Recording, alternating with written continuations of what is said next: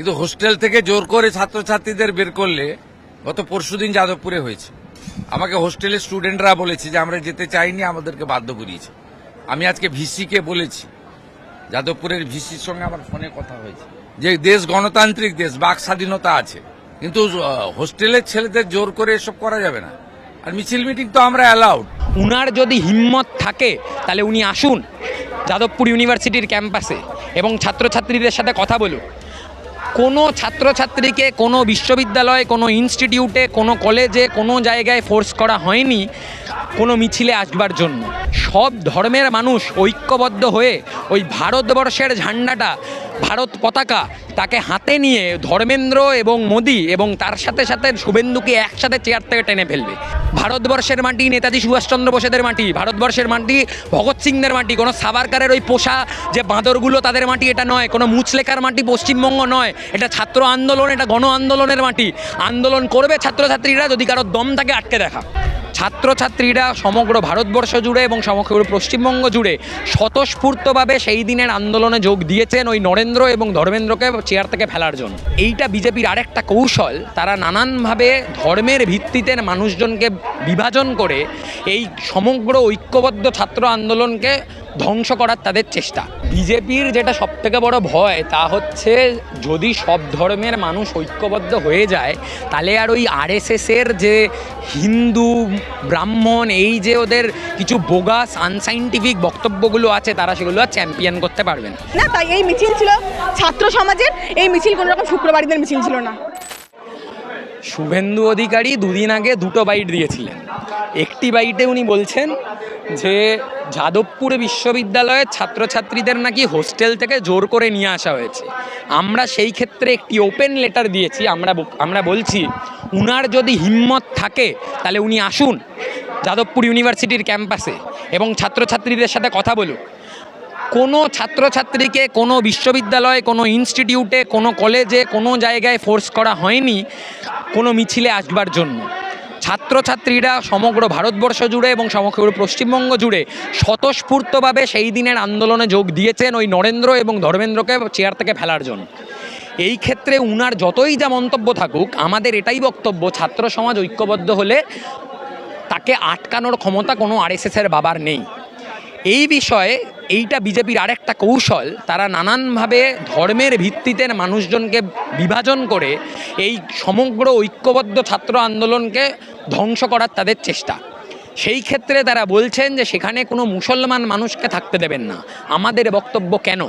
ভারতবর্ষে এটা কোথাও লেখা নেই, ভারতবর্ষের কনস্টিটিউশন বলছে ভারতবর্ষ সমগ্র ধর্ম, সমগ্র জাতি, সমগ্র ভাষার মানুষকে নিয়ে তৈরি।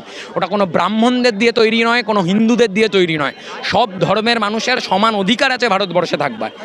সব ধর্মের মানুষ, সব জাতির মানুষ, সব ভাষার মানুষ এই আন্দোলনে যোগদান দিয়েছেন এবং ভবিষ্যতেও দেবেন। সেটা শুভেন্দু অধিকারীর যদি অসুবিধে হয় উনার হবে, যদি নরেন্দ্র মোদীর অসুবিধা হয় হবে, কিন্তু তাদেরকে এটা বলে রাখার সব ধর্মের মানুষ ঐক্যবদ্ধ হয়ে ওই ভারতবর্ষের ঝান্ডাটা, ভারত পতাকা, তাকে হাতে নিয়ে ধর্মেন্দ্র এবং মোদি এবং তার সাথে সাথে শুভেন্দুকে একসাথে চেয়ার থেকে টেনে ফেলবে।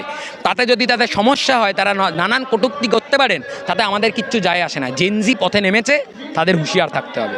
বিজেপির যেটা সবথেকে বড় ভয় তা হচ্ছে যদি সব ধর্মের মানুষ ঐক্যবদ্ধ হয়ে যায় তাহলে আর ওই আরএসএসের যে হিন্দু ব্রাহ্মণ এই যে ওদের কিছু বোগাস আনসাইন্টিফিক বক্তব্যগুলো আছে তারা সেগুলো আর চ্যাম্পিয়ন করতে পারবেন।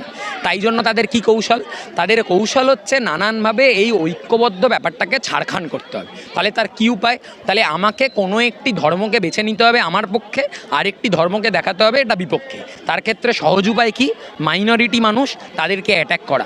তাই জন্যই নানানভাবে তাদের বেশভূষা নিয়ে, তাদের অ্যাপিয়ারেন্স নিয়ে, ফিজিক্যাল অ্যাপিয়ারেন্স নিয়ে নানান ক্ষেত্রে নানান কটূক্তি শুভেন্দু অধিকারী সহ গোটা বিজেপির পার্টি অফিস থেকে এই জিনিস করা হয়। আমাদের এটা বক্তব্য, ভারতবর্ষের কনস্টিটিউশন, বি.আর. আম্বেদকরের কনস্টিটিউশন এই রাইট প্রত্যেককে দিয়েছে।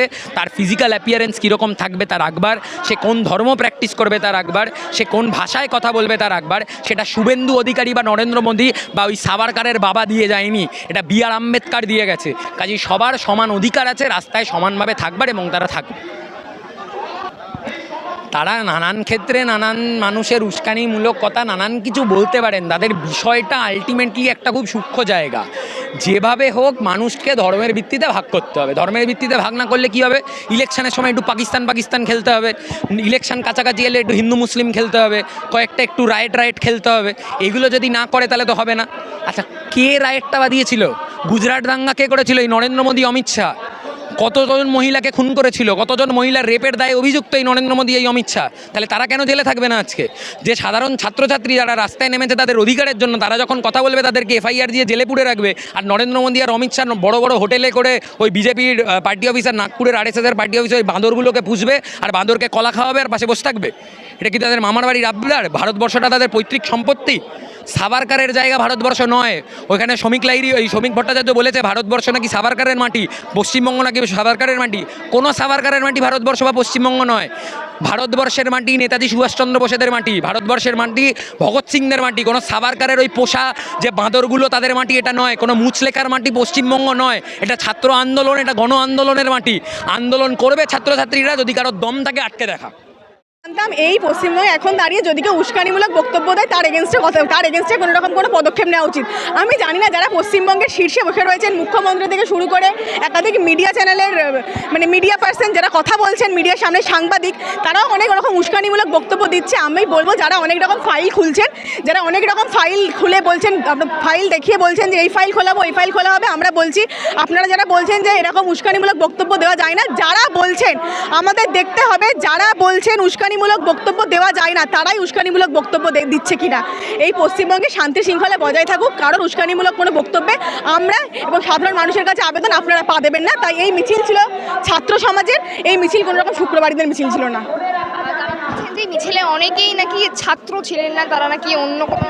এখন আমাদের রাজ্য সম্পাদক বলবার আগে বললেন এখানে উপস্থিত অনেকে অভিভাবক আছেন, অনেক ছাত্রছাত্রী রয়েছেন, সবাই মিলে ছাত্ররা, অভিভাবকরা সবাই রাস্তায় নেমেছিলেন। ছাত্রদের সমর্থনে অভিভাবকরা নেমেছিলেন, শিক্ষকরা নেমেছিলেন। তাই সবাই মিলে যখন রাস্তায় নেমেছিলেন সেই রাজপথ আমাদের ছিল, আন্দোলনকারীদের ছিল। আমরা শান্তিপূর্ণভাবে আন্দোলন করছিলাম। অনেকেই বানচাল করার চেষ্টা করেছেন এবং আমাদের নামে দোষ দেওয়ার চেষ্টা করছেন, সেগুলো আসলে কোনোটা সাফল্য পাবে না। আমরা আমাদের লড়াই আন্দোলন আমরা রাস্তায় বুঝে নেবো, শান্তি শৃঙ্খলভাবে বুঝে নেবো। এই সরকারটা আসলে অমানবিক সরকার, এই সরকারটা একটা অসাংবিধানিক সরকার, এরা ফ্যাসিস্ট সরকার, এরা মুসলমানদেরকে গণশত্রু হিসাবে তুলে ধরতে চায়।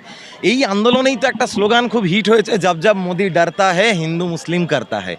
তো আসলে ভয়টা আরও প্রবলভাবে পেয়েছে বলে একটা হিন্দু মুসলিম আঙ্গিক এনে যদি বাংলার পাবলিক স্পিয়ারটাকে, গণপরিষদটাকে একটু ব্যস্ত করে রাখা যায়, আবার যদি একটা পোলারাইজেশন তৈরি করা যায়, বাইনারি তৈরি করা যায়, একটু হিন্দু ভোটটাকে আবার এক জায়গায় রাখা যায়, কারণ ওনাদের বিরুদ্ধে একটা ব্যাপক গণক্ষোভ তৈরি হচ্ছে, ওনারা সেন্স করতে পারছেন, সেই জায়গা থেকে এটা করেছে।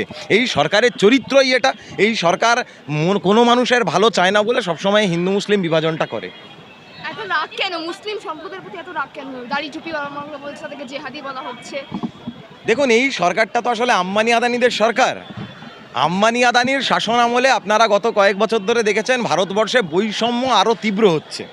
মানুষের বেকারত্ব বাড়ছে, ক্ষুধা বাড়ছে, মানুষের জীবনে অভাব বাড়ছে, মানুষের মধ্যে ক্ষোভ তৈরি হচ্ছে। এই ক্ষোভটা যদি ওরা আটকাতে না পারে তাহলে যন্তর মন্তরে যেটা হয়েছে এরকম বারংবার হবে, আর এই সরকার দীর্ঘদিন নিজেদের টিকিয়ে রাখতে পারবে না। কিন্তু যদি ক্ষোভটাকে কোনো একটা নির্দিষ্ট দিকে চালিত করে দেওয়া যায় তাহলে ওনাদের জন্য ওটা একটা শিল্ডের কাজ করবে। যে কোনো দেশে যখন কোনো ফ্যাসিস্ট শাসকের উত্থান হয় তার এইরকম একটা অপর নির্মাণ করে। হিটলারের আমলে ছিল ইহুদিরা, মানুষকে খেপিয়ে দিত ইহুদিদের বিরুদ্ধে। নরেন্দ্র মোদী মুসলমানদের বিরুদ্ধে, তাই দেশের মানুষকে খেপিয়ে দিতে চায়। এইটা না করলে ওরা রাজনীতিতে টিকে থাকতে পারবে না।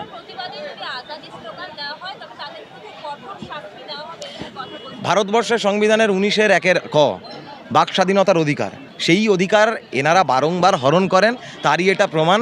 এখানে বলার সময় দেবাঞ্জনদাই বলেছে আমাদের এই প্রোগ্রামে, আজাদি স্লোগান ভগৎ সিংদের তৈরি করা। আজাদি মানে শুধুমাত্র দেশের স্বাধীনতার কথা তো আমরা বলছি না যে ভারতকে আজাদি চাই, এই কথা তো কোনো স্লোগানে বলা হচ্ছে না। বিজেপি, আরএসএস, মনুবাদ, এই ধরনের যাবতীয় মানুষের ওপর শোষণমূলক যে ব্যবস্থাগুলো বা যে মানুষগুলো বা যে রাজনৈতিক শক্তিগুলো আছে তার হাত থেকে মানুষ স্বাধীনতা চাইছে। এনটিএর হাত থেকে স্বাধীনতা চাইছে, এই বিজেপির নেতামন্ত্রীদের হাত থেকে স্বাধীনতা চাইছে। আর সেই স্লোগান দেওয়া থেকে মানুষকে ওরা কতজনকে জেলে ভরবে, কতজনের দিকে পেলেট গান ছুড়বে, মানুষকে এই স্লোগান দেওয়া থেকে ওরা আটকাতে পারবে না।